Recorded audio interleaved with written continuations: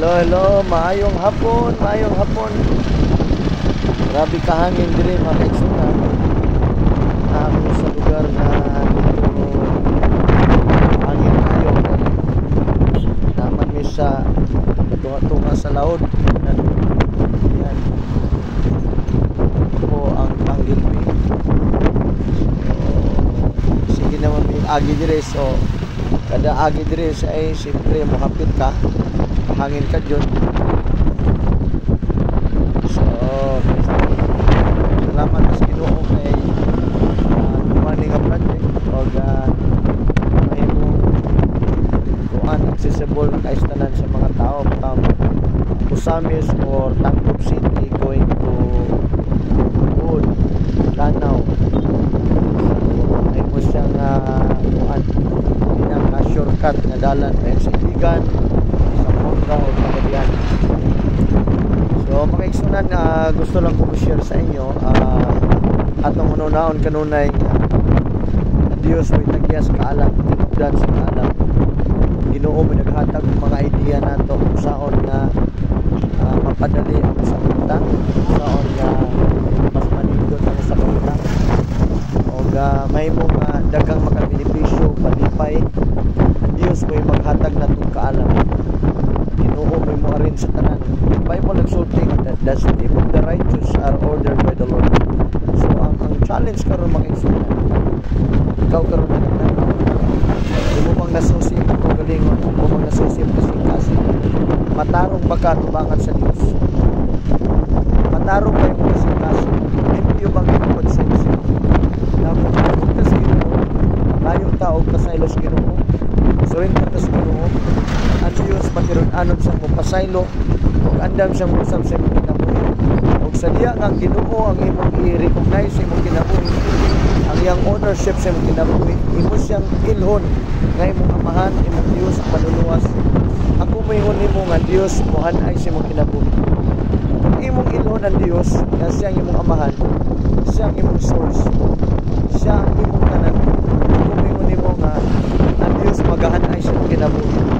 I-arrange sa Ginoo ang imong kinabuhi, ang imong plano o dunay garantisado nga nindot nga ang Diyos manalingkod, ang Diyos mo preserve. Unay na yung plano kayo nato. Kaya mo magsulti na dahil apat si Kristo yan sa paghatag ng tulungan sa kinabuhi. So unay na yung plano sa yawa sa tao, magpatay rin yung paglaglag. Ang kanindot lang yung Ginoo samtang ang kibuhi patas Ginoo preserve na sila.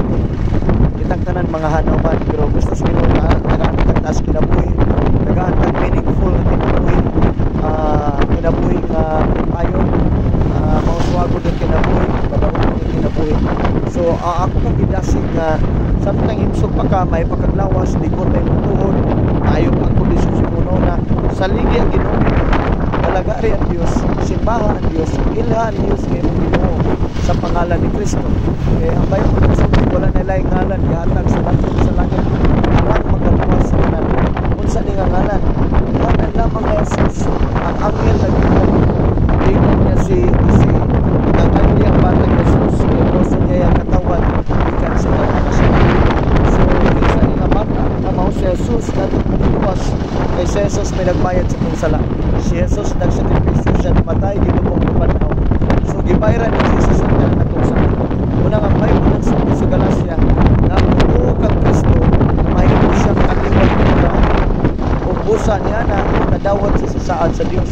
So, sa ito pa mga igsunan, yatang Kristo, wala na ipinalabi. Kitang tanan, usarang tanaw sa Diyos na ito. Kita niya katawan.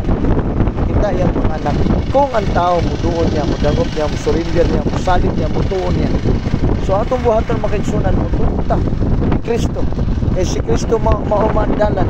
Si Kristo man po nagsulti nga I am the way, the truth and the life. So si Kristo ang dalan, kinabuhi ng kamaturan.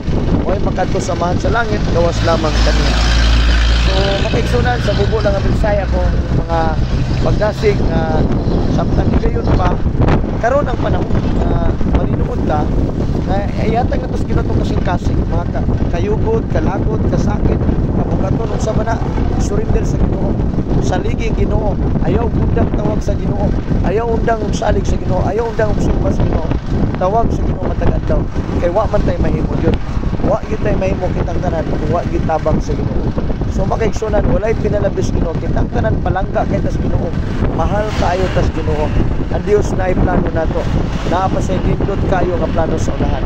Kusa ikaw karon nagtan-aw, I don't know sa imong problema, sa imong kabugaton karon magsulay sa kinabuhi. Tuig diha sa imong pagsulay, ang Dios andam sa kutabang mo. Sa diyang na ipagsulay ang tao, diya ang Diyos magapamuhat ug dagkong mga butang. Pero ang kondisyon diya, kung kamusalig ka sa Ginoo, imo ididikit kinabuhi sa ligi ang Ginoo bisan sa imong problema karon.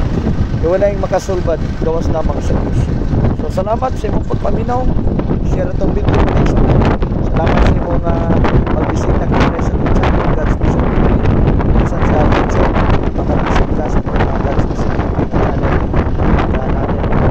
So salamat. Ang Diyos magapanalangin natin na. Bye-bye. Happy New Year. God bless you po.